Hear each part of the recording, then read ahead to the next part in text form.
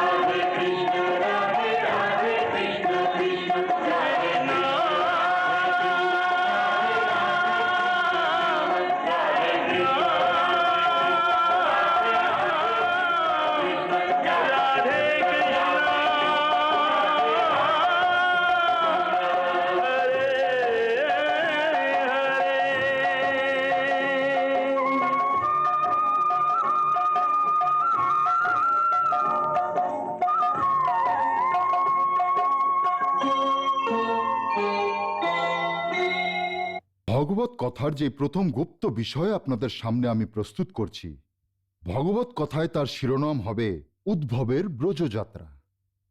এই বিষয়কে নিয়ে হিন্দি সাহিত্যে পদশিরোমণি সুরদাস থেকে নিয়ে মহাকবি রত্নাকর পর্যন্ত অসংখ্য কবিরা মিলে হাজার হাজার রচনা করেছেন। সাহিত্যকার আর দর্শনকারীরা মিলে শত শত গ্রন্থগুলোতে এই গুপ্ত বিষয় নিয়ে ব্যাখ্যা করেছেন। তা সত্ত্বেও এটাই মনে হয় যে কেউ সম্পূর্ণভাবে এই বিষয়ের গভীরতায় গিয়ে এটিকে তুলে ধরতে পারেননি। হাজার হাজার বছর ধরে বড় বড় ঋষি আর বর্ণনাকারীরা মিলে উদ্ধবের ব্রজগমনের কথা শুনিয়ে এসেছেন, যে কিভাবে শ্রীকৃষ্ণ উদ্ধবকে এই জন্য ব্রজে পাঠালেন যাতে ওখানে গিয়ে রাধা এবং গোপীদের ব্রহ্ম জ্ঞান প্রদান করে তাদের মুক্তির পথ দেখান। আর কৃষ্ণ প্রেমের কারণে বিরহের যে বেদনা সাগরে তারা ডুবে আছেন, সেই বেদনার অন্ধকার থেকে বের করে তাদের জ্ঞানের আলোতে পরিপূর্ণ করে দিক, যাতে তারা মোহমায়ার জাল থেকে বেরিয়ে এক শাশ্বত শান্তি প্রাপ্ত করুক। হাজার হাজার বছর ধরে এই লোকগাথা শোনানো হচ্ছে আর ভক্তেরা শুনেও আসছেন।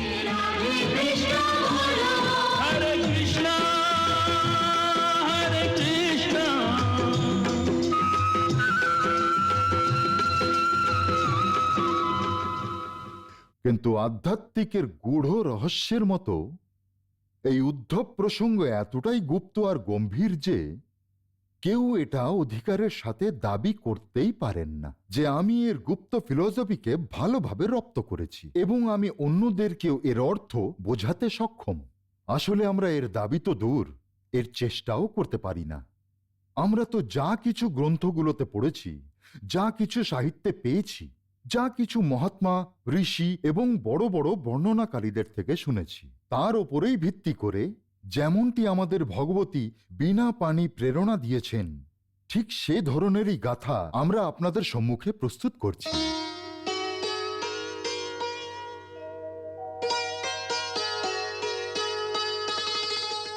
উদ্ধব শ্রীকৃষ্ণের কাকার ছেলে ছিল, বয়সে শ্রীকৃষ্ণের থেকে একটু বড়। ওনার আসল নাম ছিল বৃহৎবল। শৈশবকাল থেকেই দেবতাদের গুরু ভগবান বৃহস্পতি উদ্ধবকে তার শিষ্য বানিয়েছিলেন।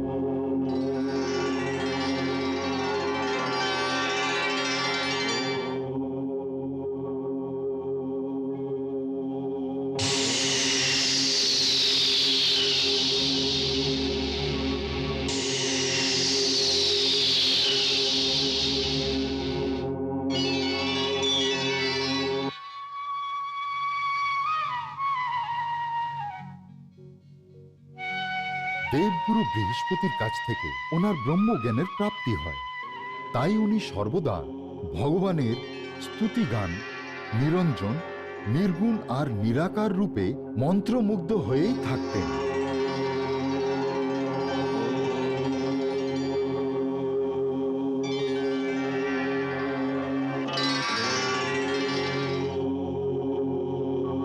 তাই সেটা জেনে যাওয়া সত্ত্বেও যে শ্রীকৃষ্ণ পূর্ণ ব্রহ্মের অবতার, তার শ্রীকৃষ্ণের অদ্ভুত শারীরিক রূপ দেখেও কোনো মোহ ছিল না। আর যেমনটি সর্বদা জ্ঞানী লোকেদের মধ্যে হয়ে থাকে, উদ্ভবের ভেতরেও কোথাও জ্ঞানের অহংকার লুকিয়েছিল। আর ভগবান তার নিজের প্রিয় ভক্তের, যাকে উনি সবচেয়ে বেশি ভালোবাসেন, তার মধ্যে অহংকার আর অভিমান থাকতে দেন না। অন্যদিকে শ্রীকৃষ্ণ যবে থেকে গোকুল ছেড়ে মথুরা এসেছেন, রাজ্যের শাসনের কাজে উনি ভীষণভাবে ব্যস্ত হয়ে পড়েছেন। মথুরায় এসে উনি সর্বপ্রথম কংসের বধ করার পর ওই সন্ত্রাসীর অত্যাচারের হাত থেকে প্রজাদের মুক্ত করেন। তারপর তার মা বাবাকে কংসের কারাগার থেকে মুক্ত করেন। মহারাজ উগ্রসেনকে অন্ধকূপ থেকে বের করে ওনার পুনরায় রাজতিলক করালেন। তারপর কৃষ্ণের মর্যাদা অনুযায়ী যজ্ঞপীঠ ধারণ করে গুরুদেবের আজ্ঞা নেওয়ার পর সন্দীপনী মুনির আশ্রমে গিয়ে বিদ্যা অর্জন করলেন। ওনার কাছ থেকে ৬৪ বিদ্যা অর্জন করলেন।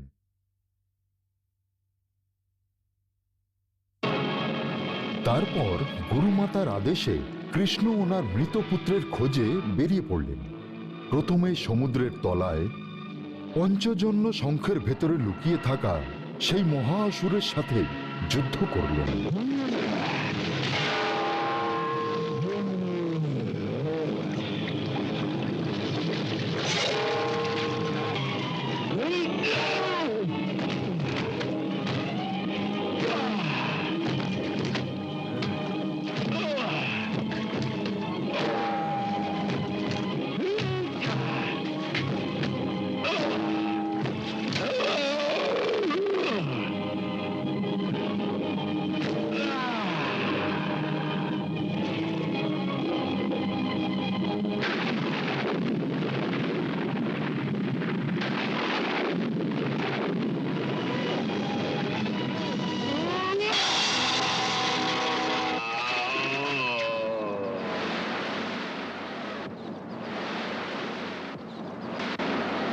তারপর স্বয়ং যমলয় যমের কাছে গিয়ে সেখান থেকে পুনর্দত্তকে নিয়ে এলেন এবং তাকে নবজীবন প্রদান করে গুরু দক্ষিণার ঋণ শোধ করলেন। তারপর যখন জরাসন্ধ কয়েক সহস্র অক্ষয়িনী সৈন্যদের সাথে মথুরার ওপর আক্রমণ করে, তখন দাও ভ্রাতার সঙ্গে মিলে একাই জরাসন্ধের সেনাবাহিনীকে শেষ করলেন।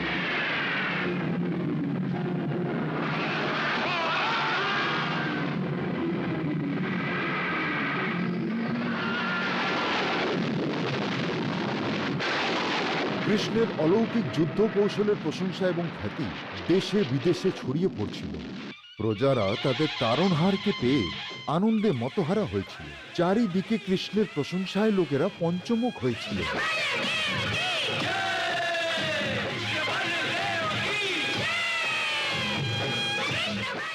এই সমস্ত কিছুই ছিল প্রশংসা, চতুর্দিকে খ্যাতি এবং রাজশাহীর চাকচিক্য। কিন্তু এই সমস্ত চাকচিক্য থাকা সত্ত্বেও কৃষ্ণের মনে শান্তি ছিল না। আসলে ওনার মনটা প্রতিক্ষণ বৃন্দাবনের কুঞ্জগলিতে ঘুরে বেড়াত এবং গোকুলের সেই সিধে সরল গোপীদের স্মৃতিতেই ওনার মন হারিয়ে থাকত। সৃষ্টির এই জোয়ার ভাটাতে কয়েক ধরনের দৃশ্য প্রকট হতে লাগলো। অনেক ধরনের ধ্বনি আসতো, যেমন যমুনার ঘাটে যশোদা মাকে নিজের ছোট্ট মুখের ভেতর উনি বিরাট সৃষ্টির দর্শন করালেন।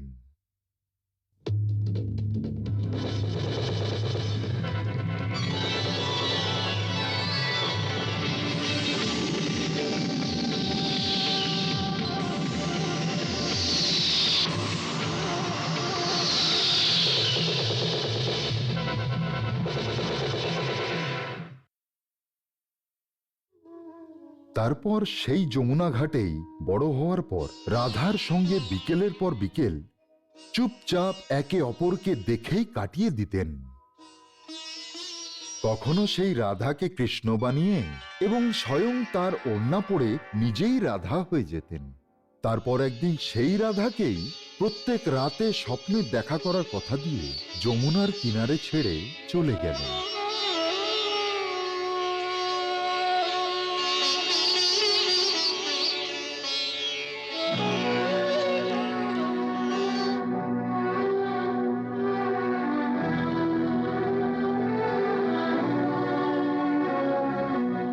কৃষ্ণ যে বাড়িতে কখনো মায়ের মাখন চুরি করে হাঁটুর সাহায্যে দৌড়ে বেড়াতেন, সেই বাড়িতেই উনি মাকে সাপ দেখিয়ে ভয় পাইয়েছিলেন।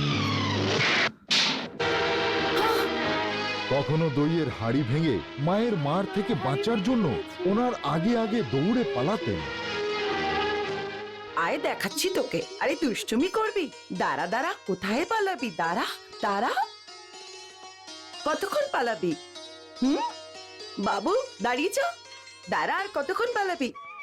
সেই বাড়ির উঠোনেই একদিন মা কৃষ্ণকে দড়ি দিয়ে বেঁধে দিয়েছিলেন, যা দেখে দেবতারাও কষ্ট পেয়েছিলেন। যশোদা তেরো কঠিন योरी যশোদা তেরো কঠিন योरी तैने बांध दिया काहे बांध दिया खलते कन्हई जसुदा तेरो कठिन योरी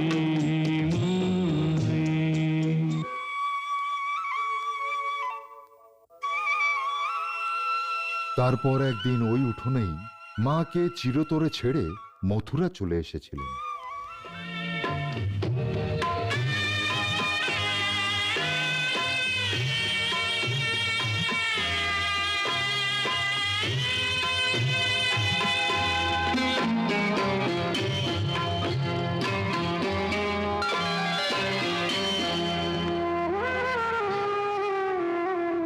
मैया मोहे जाने दे जाने दे मोहे मथुरा जाना प्यार दुलार से पालने वाली अपने लाल को मत बिसराना मत बिसराना।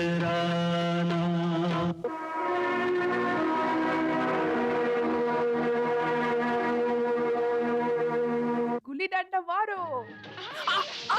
কখনো নদীর কাছে গোয়ালিনদের কলস ভেঙে দিতেন, কখনো বা তাদের বাড়িতে গিয়ে তাদের দইয়ের হাঁড়ি ভেঙে দিতেন। তারপর সেই অহীন গোয়ালিনদের সামনে একটু ঘোল খাওয়ানোর জন্য নিজেই নেচে নেচে তাদের ভালোবাসার চেষ্টা করতেন। রাধা এবং সখীদের সাথে কখনো দোল যাত্রায় মেতে উঠতেন। তারপর তাদের সাথেই মহারাসের অদ্ভুত লীলাও করেছিলেন।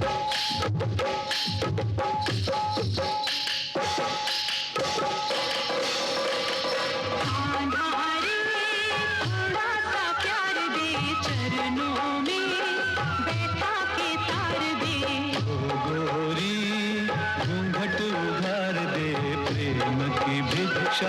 झोली में डाल दे।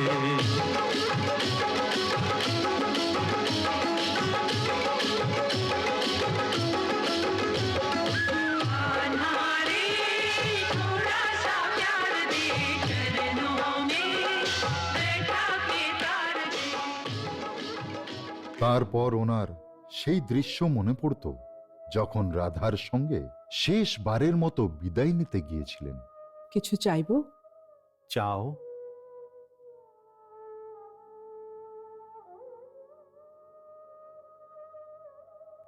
যাবার আগে আমাকে দুটো প্রতিজ্ঞা করে যাও। বলো। প্রথমত এই, শুধু স্বপ্নেই নয়, যতদিন আমি এই পৃথিবীতে থাকব প্রতিটা মুহূর্তে যেন আমার হৃদয়ে আপনার অবস্থান হয়। আর দ্বিতীয়টা? দ্বিতীয়ত, এই পৃথিবী ছেড়ে যাবার আগে আমি যেন আরেকবার আপনার চরণধূলি পাই।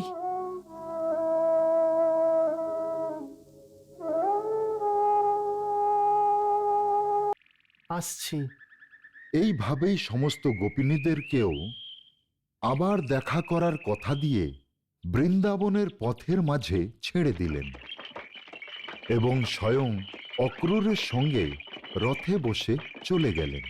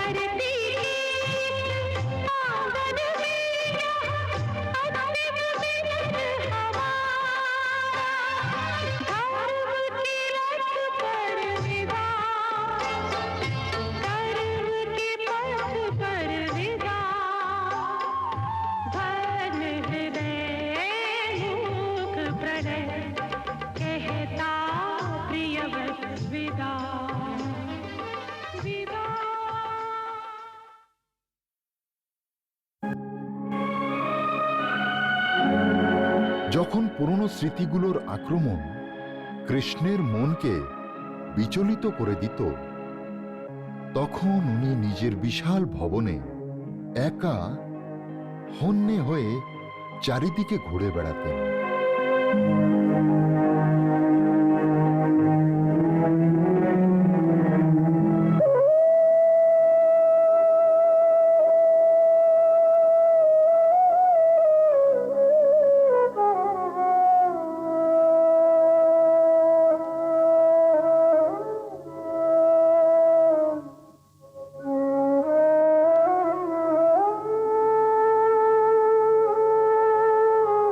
হঠাৎ করে চারিদিক থেকে কিছু পরিচিত আওয়াজ শোনা যেতে লাগলো। হৃদয়হীন, কখনো আমাদের কথা মনেও পড়ে না? নিজে তো রাজমহলের রেশমি বিছানার ওপর শুচ্ছ, আর আমাকে কাঁটার বিছানার ওপর ছেড়ে দিয়ে চলে এলে।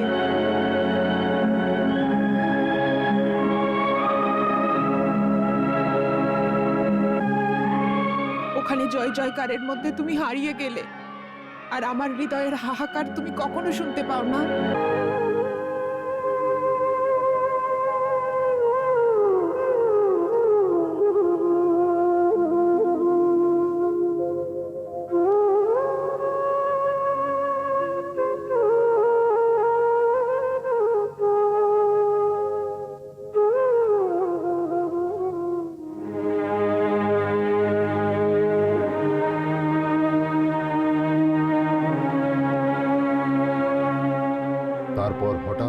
অতীত যেমন স্মৃতির এক বিশাল সমুদ্র, যার স্রোতে রাজমহল ডুবতে থাকল।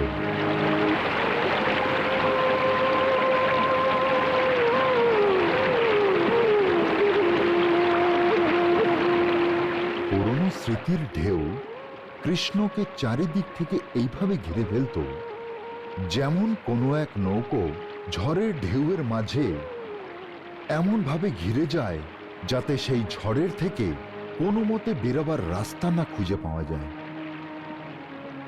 কৃষ্ণ চুপচাপ সেই দৃশ্যগুলোতে হারিয়ে যেতেন।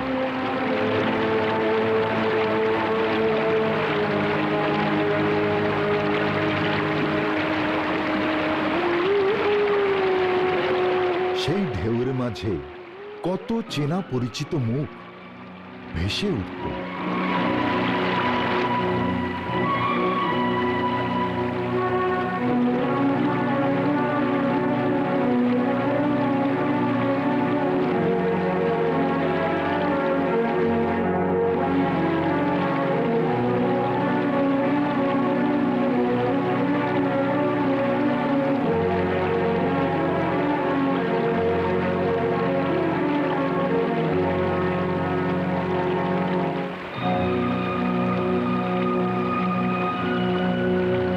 বলে গিয়েছিলে খুব তাড়াতাড়ি ফিরে আসব, নিজের প্রতিজ্ঞা তুমি ভুলে গেলে।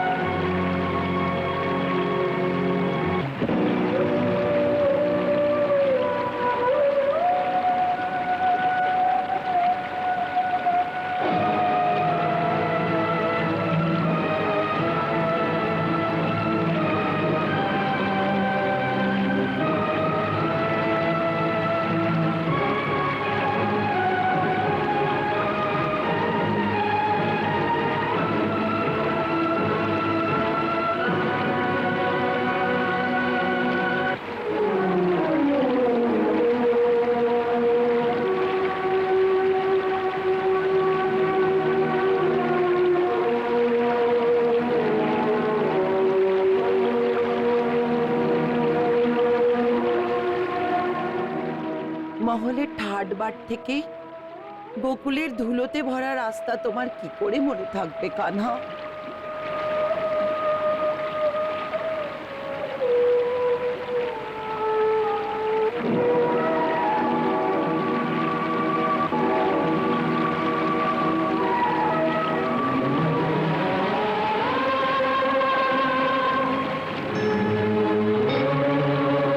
তার মাঝে কখনো কখনো রাধার চেহারাও ফুটে উঠত, কিন্তু সে কিছুই বলতো না।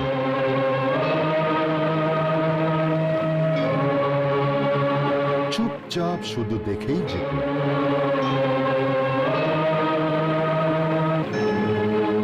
আর তারপর কোথায় যেন হারিয়ে যেত।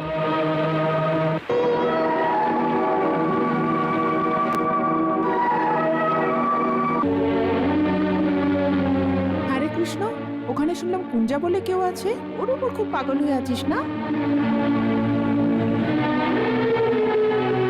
সে কি আমার থেকেও বেশি প্রেম করে? আমাদের থেকে বেশি ভালোবাসতে এই 3 লোকে কেউ পারবে না কৃষ্ণ। যা রে, আমাদের মতো গোয়ালিনীদের সাথে তোর আর কি কাজ? তুই তো এখন নগরের অধিপতি, হ্যাঁ না কৃষ্ণ? যেই রাস্তায় ছেড়ে গেছিলে আমাদের, আমরা ওখানেই দাঁড়িয়ে রয়েছি এখনো। সবকিছু ভুলে গিয়ে কর্তব্য পালনের বাহানা করে চলে গিয়েছিলে, তাই না? এখন অব্দি তোমার কর্তব্য পালন পূর্ণ হয়নি, বলো? তোমার কি আমাদের কথা এটাও মনে পড়ে না? তুমি কি জানো না আমরা অপেক্ষা করছি? তোমার মনে আছে কানা, তুমি আমার একদিন কলসি ভেঙেছিলে? মনে আছে? তুমি আমাদের জামা কাপড় চুরি করেছিলে। কি এখনো তোমার কর্তব্য পালন পূরণ হয়নি, বলো? কবে আসবে কৃষ্ণ? কবে আসবে? কবে আসবে কৃষ্ণ?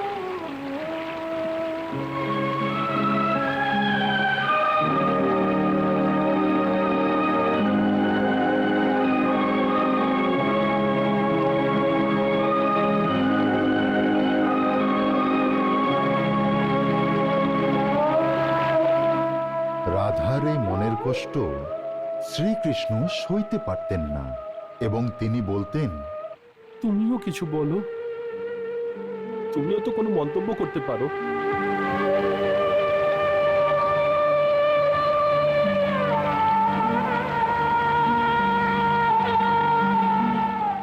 রাধে,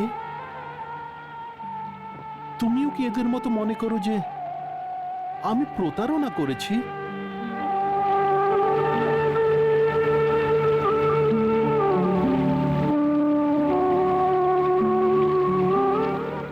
রাধে, আমি যে অসহায় সেটা শুধু তুমিই বুঝতে পেরেছো। যদি তুমিও আমার থেকে দুঃখ পাও, তাহলে আমার কর্তব্যের পথে আমি কার সাহায্যে আগে এগোবো? তুমি কি সত্যিই দুঃখ পেয়েছো? রাধে, তুমি যদি আমার সাথে কথা না বলো, তাহলে আমার হৃদয় বন্ধ হয়ে যাবে। আমার ওপর রাগ করো, মন্তব্য করো, কিন্তু কিছু তো বলো, কিছু তো বলো রাধা। রাধা, বলো না রাধা, এইভাবে রাগ করো না রাধা, মুখ দিয়ে কিছু তো বলো রাধা। এই হতভাগিনী কি বলবে?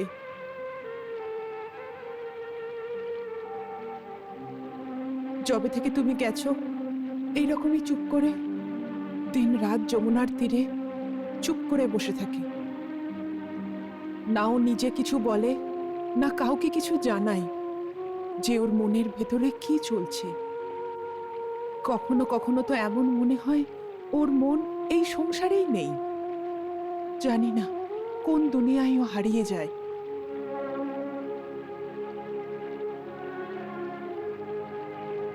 তার উপর তুমি প্রতিজ্ঞাও নিয়ে নিয়েছো যে তুমি চোখের জল ফেলবে না।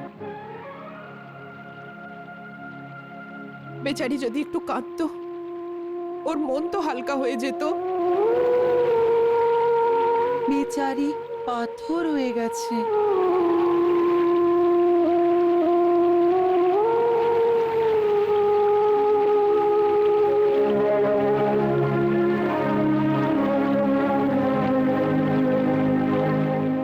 রাধা,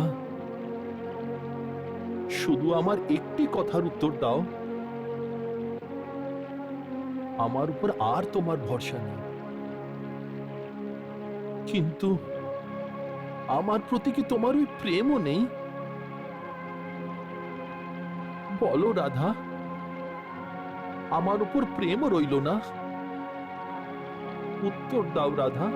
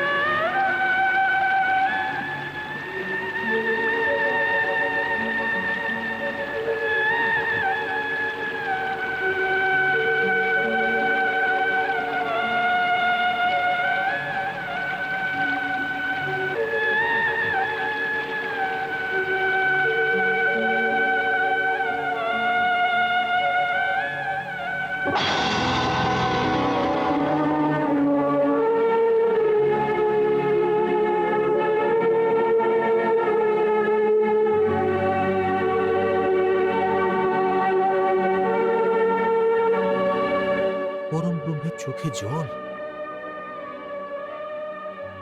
ভগবান, এটা কি করতে যাচ্ছিলেন?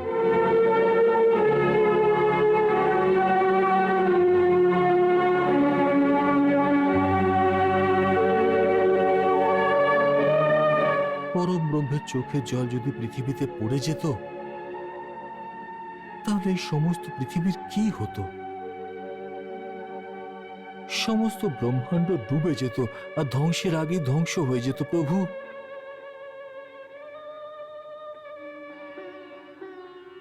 গঙ্গার বেগ তো ভগবান শিব আটকে দিয়েছিলেন, কিন্তু আপনার চোখের জল ভগবান শিবও আটকাতে পারবেন না।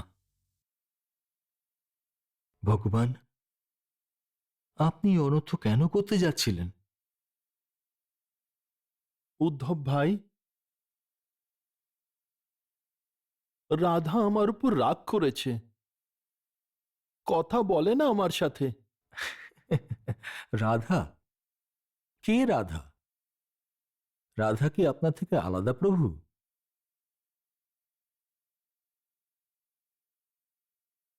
প্রভু, আপনার অবতার তো এই পৃথিবীর প্রাণীদের উদ্ধার করতে হয়েছে, কিন্তু আপনি তো ওদের উদ্ধারের বদলে ওদের মেরে ফেলার রাস্তায় নিয়ে যাচ্ছিলেন।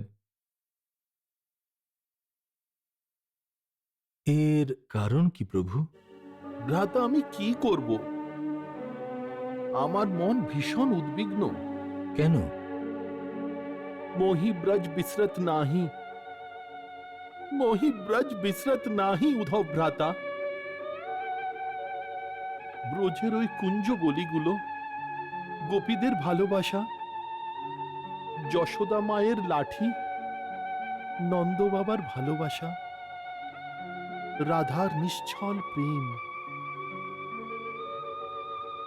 ওই সমস্ত স্মৃতিগুলো একসাথে মনে হয় আমার উপর আক্রমণ করে যাচ্ছে। আমি শুতে যাই তো চারিদিক থেকে মনে হয় আমাকে স্মৃতিগুলো ঘিরে ফেলেছে। আর আজকে তো রাধা এমন ভাবে মৌন হয়ে গেছে যে ওর ওই অবস্থা দেখে আমারও কান্না পেয়ে গেল। উদ্ধব ভ্রাতা, আমারও কান্না পেয়ে গেল।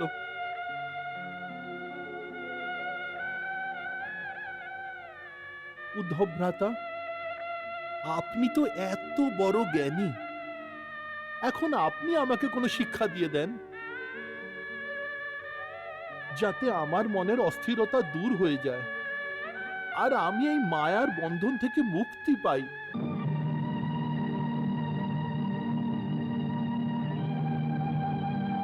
আমি আপনাকে শিক্ষা দেব? হ্যাঁ ভ্রাতা। কি শিক্ষা দেব? আমি কি স্বয়ং পরব্রহ্মকে এই শিক্ষা দেব যে আপনি স্বয়ং পরব্রহ্ম? আপনার ভেতরে এই সমস্ত পৃথিবী আচ্ছাদিত? আমি কি আপনাকে এটাই বলবো ভ্রাতা যে এসব আপনারই কল্পনা, যাকে আপনি স্বয়ং নিজের আশেপাশে রাখার নাটক করছেন? কি এই সমস্ত কিছুকে আপনার নাটক মনে হয়? হ্যাঁ, এটা নাটক নয় ভ্রাতা।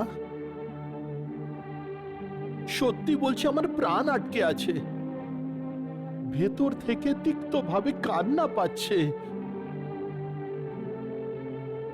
শুধু এই জন্যই আপনার থেকে সাহায্য চাইছি।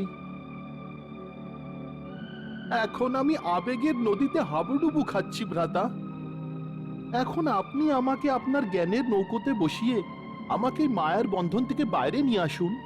ব্যাস, অনেক হয়েছে। এই আবেগের নাটক বন্ধ করো। এটা ওই সহজ সরল গোয়ালিনদের শুনিয়ে ছল চাতুরি করো। আমার উপর এটা কাজ করবে না।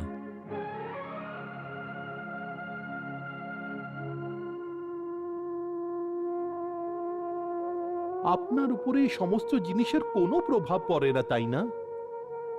একদম না।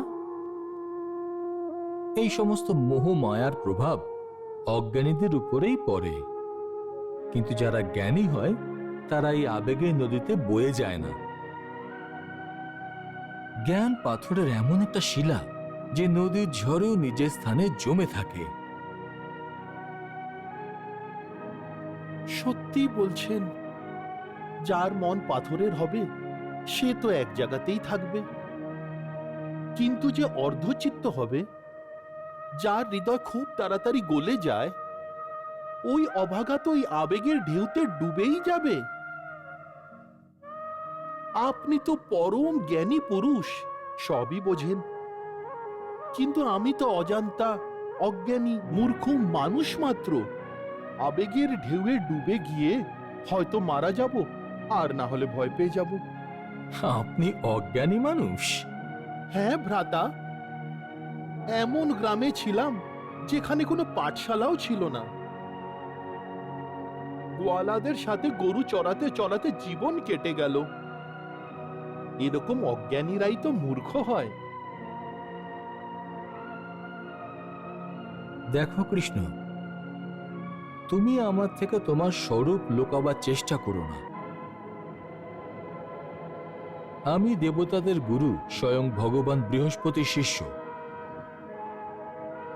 আমার পরম গুরু আমাকে আপনার অবতার নেওয়ার রহস্য বুঝিয়ে এটা বলেছিলেন যে স্বয়ং পরম ব্রহ্ম তোমার ছোট ভাইয়ের রূপ নিয়ে পৃথিবীতে জন্ম নিয়েছে। তখন থেকে আমি আপনাকে আমার হৃদয়ের আসনে বসে আপনার পুজো করে আসছি। পুজো করো? হ্যাঁ। তাহলে তখন কি দেখতে পাও? একটি নিরাকার তেজ, অনন্ত তেজ।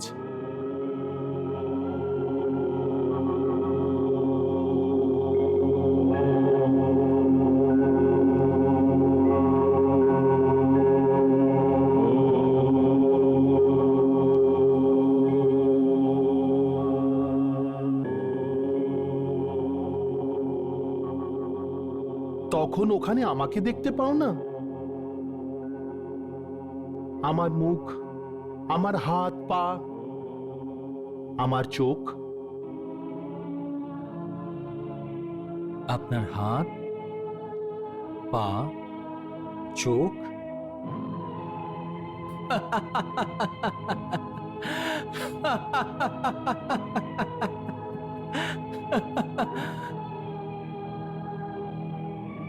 কার হাত, কার পা, কার চোখ? ভগবানের রূপে তো আপনি সবার মধ্যে বিরাজ করছেন। তাহলে আমরা কার কার হাত, কার কার পা, কার কার চোখ দেখতে থাকব?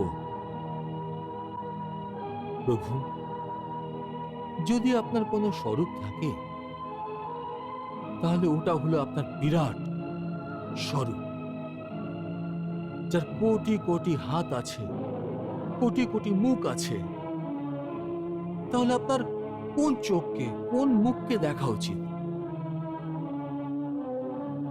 সেই জন্য জ্ঞানী শুধু এক নিরাকারের কল্পনাতেই অভিভূত হয়ে থাকে।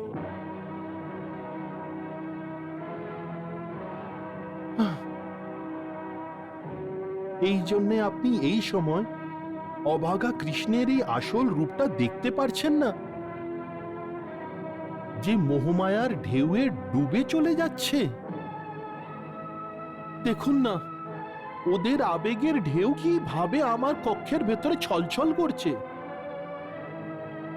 আপনার তো দিব্য চক্ষু আছে, আপনি তো স্বয়ংই দেখতে পারেন।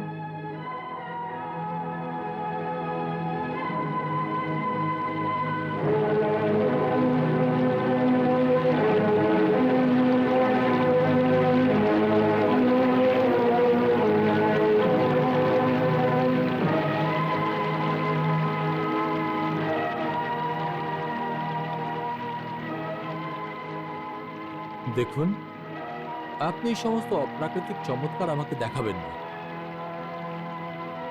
এটা দিয়ে আপনি সংসারকে বোকা বানাতে পারেন, কিন্তু জ্ঞানী পুরুষ এই ভ্রমে ফাঁসেন। বরং এটা আমার একটু উল্টো ব্যাপার মনে হচ্ছে। কেমন উল্টো ব্যাপার? উল্টো ব্যাপারটা হলো যে আবেগের ঢেউ শুধু আপনার দিকে আসছে না,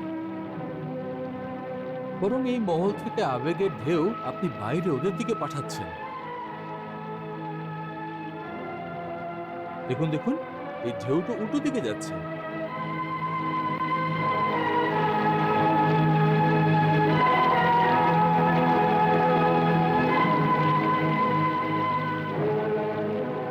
প্রেমী আর জ্ঞানীদের মধ্যে এই তো তফাৎ।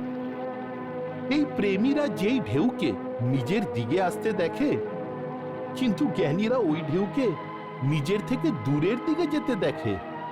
কারণ জ্ঞানী সত্যিটা দেখতে পায়। সেই জন্য আমি এটা দেখতে পাচ্ছি যে আপনি এই ঢেউকে ওদের দিকে পাঠিয়ে ওদের আবেগের নদীতে হাবুডুবু খাওয়াচ্ছেন। আপনার প্রেমে ওদের ডুবে থাকতে দেখে ওদের হাবুডুবু খাওয়া এবং ওদের কষ্ট পাওয়া দেখে আপনি যেভাবে আনন্দ বোধ করছেন, তাই এই কৌতুকটা করছেন। আমার আপনার উপর কোনো দয়া আসছে না, কারণ এগুলোতে আপনার কিছু হয় না আর হবেও না। কিন্তু ওই অভাগী আত্মাদের নিজের প্রেম জালে ফাঁসিয়ে আপনি ওদের কষ্ট দিচ্ছেন। ওদের উপর দয়া হয় আমার। আর আপনার এই মজা করাটা আমার ভালো লাগে না প্রভু, কারণ গুরুদেব বলেছেন যে সমস্ত গোপী মহান ঋষি মুনি যারা কয়েক জন্মের তপস্যা এবং সাধনার পর আপনাকে গোপী রূপে পেয়েছে, ওদের তপস্যাকে দেখার পরে আপনার এটা করা উচিত ছিল যে আপনি ওদের আসল জ্ঞান দিতেন, ওদের সাংসারিক দুঃখের বন্ধন থেকে মুক্ত করতেন। গোকুল ছাড়ার আগে আপনার এটা করা উচিত ছিল যে ওদের আপনি ব্রহ্ম জ্ঞান দিতেন, আসল নিরাকার স্বরূপের জ্ঞান দিতেন, যাতে ওই আত্মারা পরম শান্তি প্রাপ্ত করত। কিন্তু আপনি তো ওদের সাংসারিক দুঃখের বন্ধনে বেঁধে চলে আসলেন। আসলে মোহের অন্য রূপকে প্রেম বলে, আর মোহ সমস্ত দুঃখের আসল কারণ। আর আপনি ওদের এই মোহ জালের মধ্যে ফেলে দিয়ে চলে আসলেন। এটা আপনি ঠিক করেননি প্রভু।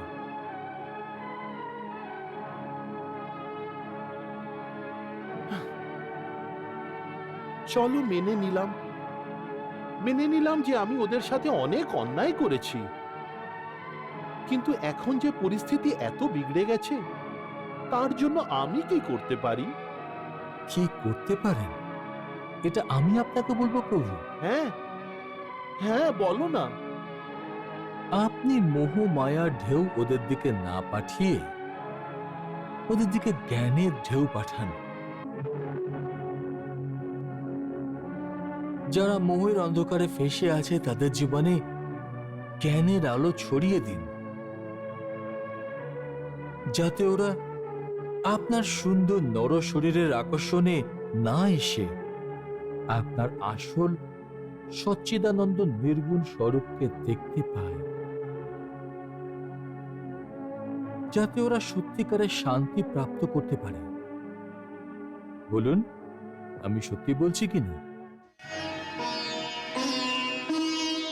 दूधों में जब कृष्ण को दिखने लगा अभिमान, तब सोचा निज भक्त का कर दूं कुछ कल्याण,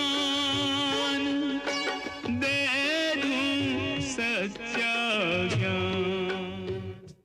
कृष्णा